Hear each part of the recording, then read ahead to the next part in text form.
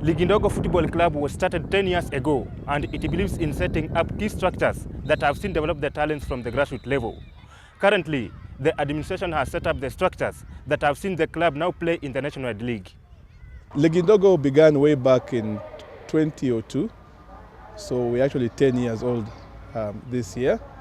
And it began on very humble beginnings as a children's league. I remember we began with 30 kids for the first time when we began in February 2002. And basically it was just a league for kids from around the neighborhood to come and play some football. But over time, we discovered that some of these kids actually had talent. So we went a step further and asked ourselves, what can we do to ensure that this talent is exploited to the fullest level? And that's when we began now the various age group programs. And we developed a team that we call the Planets team. Basically, these were the best players from the various age groups within Ligi Ndogo. Finance has been the major obstacle for the club, that it is in need for the funds so that it can run its activities. However, Ligi Ndogo is optimistic of trying to achieve its goal in developing their talents. We believe in starting early. We lay the foundation right from the grassroots. And that is one thing I came to realize that in Kenya we lack a lot. We have a lot of good talent everywhere in the country, but they lack the basics at an early age. So that is something we try to do here at Ligi Ndogo, whereby we start training kids as young as 4 years old in the basics of football. Look like in Brazil, you can see how skilled their players are. That's my vision. If we can have skilled players, we can't have this problem of picking only one guy, depending on 2 guys or 4 guys. We can have a lot. If we nurture talents from this age, it will be very easy for the national coach for any age. But what we lack here is consistency. Because when guys turn 12, 13, and they join class 7 and class 8, most of them stop playing football. As long as the senior team will always be there, I think, it's a good stepping stone for them to come from step to step to step and then maybe reach the ultimate point of playing for Ligi Ndogo FC, which is now the senior team in the setup.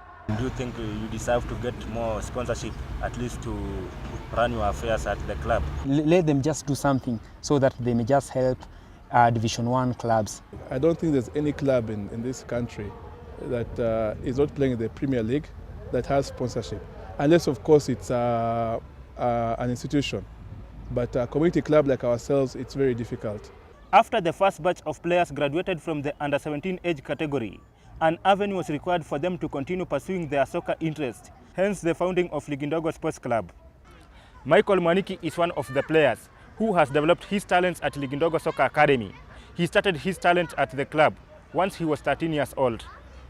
It's a good opportunity. I highly appreciate it because for me, this is one of the clubs where I can really blend in with everyone else because it's a mixture of people from all backgrounds. You've mentioned Ayub Timbe as one. He played here at Ligi Ndogo. We have somebody like Paul Thiongo, who is now at Empoli in Italy. He played here at Ligi Ndogo. We have somebody like John Guidetti, I think one of the most famous products from Ligi Ndogo. He's a player with Manchester City, currently on loan to Feyenoord. He passed through Ligi Ndogo. So those are just a few of the ones I can mention who are in Europe. We have players in the Premier League, a lot of them also who have passed through Ligi Ndogo, and people like Humphrey Mieno at one point who are playing at Ligi Ndogo. We have so many young talents that are being wasted outside there. So being a parent of one of the talents, I decided to bring my boy here so that I can help nurture and shape the talent, which I believe can take him far. I've played football at Ligi Ndogo for 5 years. It's good. You learn a lot in just one day. They really helped me in my talent. I saw how they play and they played very well. Ligi Ndogo Football Club is currently 5th in the National League standings, behind leaders Kariobangi Sharks. However, the club believes it will be promoted to the Kenya Premier League next season. We have a good chance to make it to the Premier League.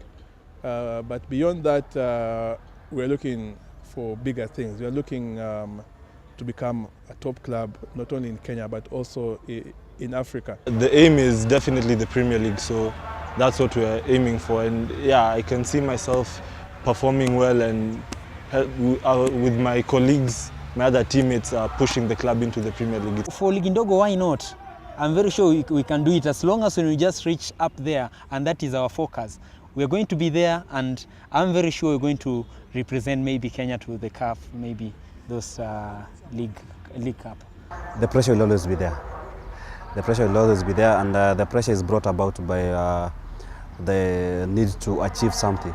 A person's character is judged by how you handle the pressure. So for me, I'm ready for the pressure, and I'm ready for any kind of challenge. The Nationwide League is the toughest league around because people here are fighting for the Premier League, they're fighting for the exposure, because once you get to the Premier League, that's a lot of exposure for you. So everyone here is fighting and doing harder than what people in the Premier League are.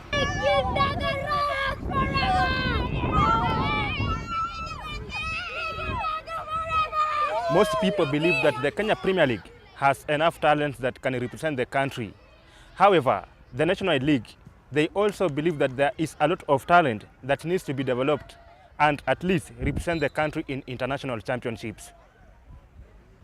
And there were a number of players who we brought from the lower divisions to Harambee Stars, and look what happened. Harambee Stars performed. So I think the notion that we can only pick from the Premier League is not correct. I don't think that the Premier League necessarily has the best players in the country. And I'd say that because in Kenya we don't have a proper scouting system that ensures that the best players get to the top level. We have a lot of great players. Don't lose hope, don't lose focus, just keep working hard. We'll make it there someday. The national team coach, it is very hard for them maybe to come and maybe watch nationwide match. For them, they concentrate on Kenya KPL matches, but I can just give them a challenge. If they can just come and watch maybe the Division 1 League players or the teams are playing, I think it will be maybe easy for them to see the talent that we have down here. Ligi ndogo is one of the Nationwide League clubs that is satisfied with how the Secretariat is running the 40 teams. The club has established players who have featured in European tournaments, participating in the Under-8, Under-10 and Under-14 categories. Ligi ndogo Planets is a selected group of players who have emerged as the best in all the Ligi ndogo centers. It is also the Ligi ndogo feeder program for the academy. The coaches focus more on age and skill-appropriate activities. In this way, the players are able to experience, understand and execute at their level of development. This is very good because it gives our players exposure of playing internationally when they are still very young.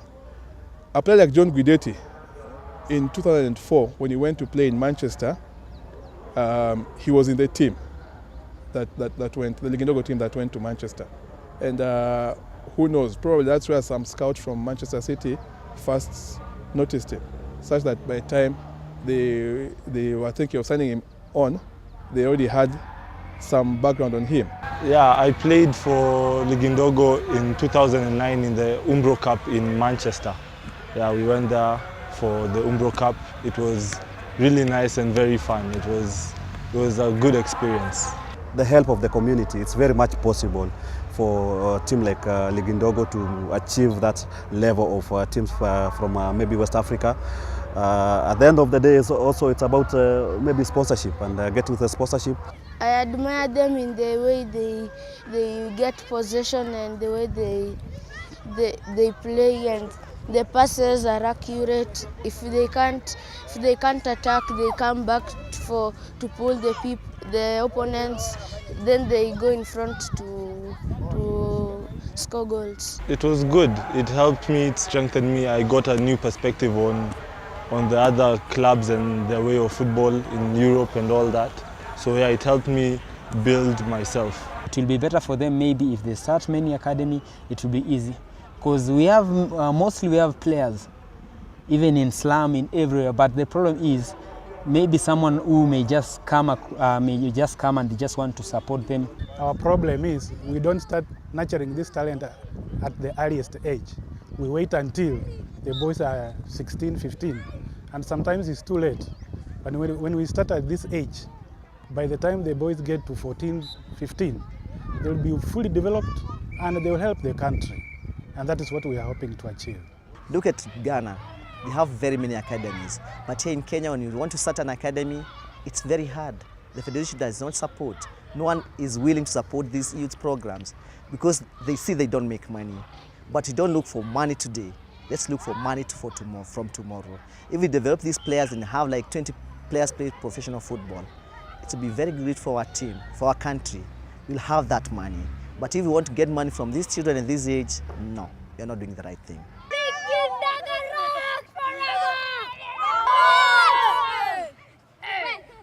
Proper structures being initiated by soccer administrators will see Kenya improve on its soccer standards. Mbaka Collins, reporting for The Score.